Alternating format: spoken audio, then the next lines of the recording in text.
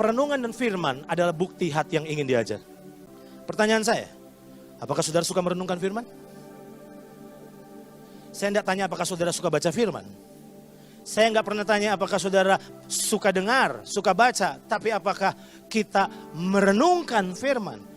Apa yang saya mau sampaikan, perenungan firman adalah bukti bahwa saudara punya hati yang ingin diajar. Banyak jemaat cuman pengen sekedar berlalu begitu saja dengar kebenaran, masuk ke kuping kiri, keluar telinga kanan. Padahal betapa pentingnya kita merenungkan. Nah, sekarang pertanyaannya, perenungannya bagaimana praktisnya? Menurut saya ini praktisnya. Di dalam Lukas pasal 8 ayat 9 sampai 11, Yesus mengajar tentang perumpamaan penabur. Waktu dia mengajar tentang perumpamaan penabur, apa yang terjadi? Dia mengajar. Ada orang yang keluar menabur benih, yang satu jatuh di tanah pinggir jalan, berbatu, semak duri yang baik. Lalu apa yang terjadi? Dengar baik-baik. Di dalam Lukas pasal 8 ayat 9 bilang begini, murid-muridnya bertanya kepadanya. Pertanyaan saya, berarti kalau bertanya berarti ngerti atau enggak?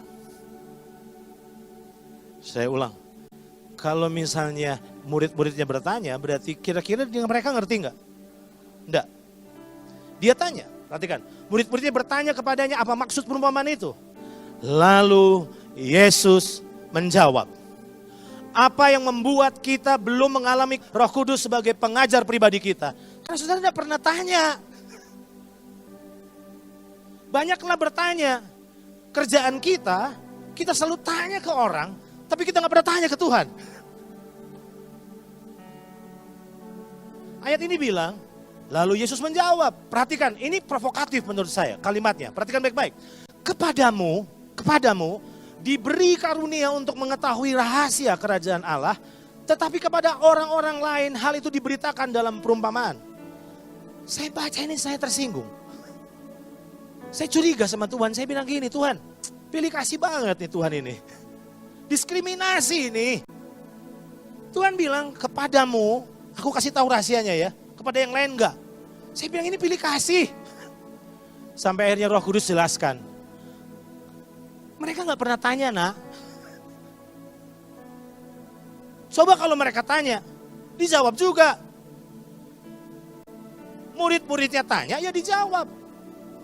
Saya mau katakan sama saudara, kenapa seringkali kita belum hidup dalam pewahyuan? Maafkan saya, kita lemah di perenungan.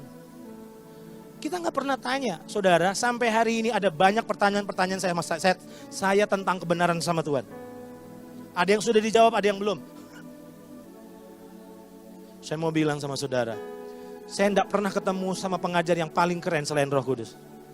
Dia selalu memberikan penjelasan yang out of the box. Sesuatu yang membuat kita amazed karena bilang, gila, kok gak kepikir. Dan saya mau bilang, itu adalah hak semua orang percaya.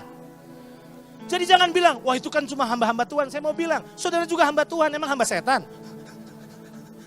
Saudara hamba Tuhan, saudara diurapi. Dan kan kata lain adalah gini, hey, jangan cuma hanya mengandalkan pertumbuhan rohani dari mimbar hari Minggu. Tapi saudara harus mulai belajar berkata, Tuhan, aku juga pengen diajar. Aku cuma pengen diajar.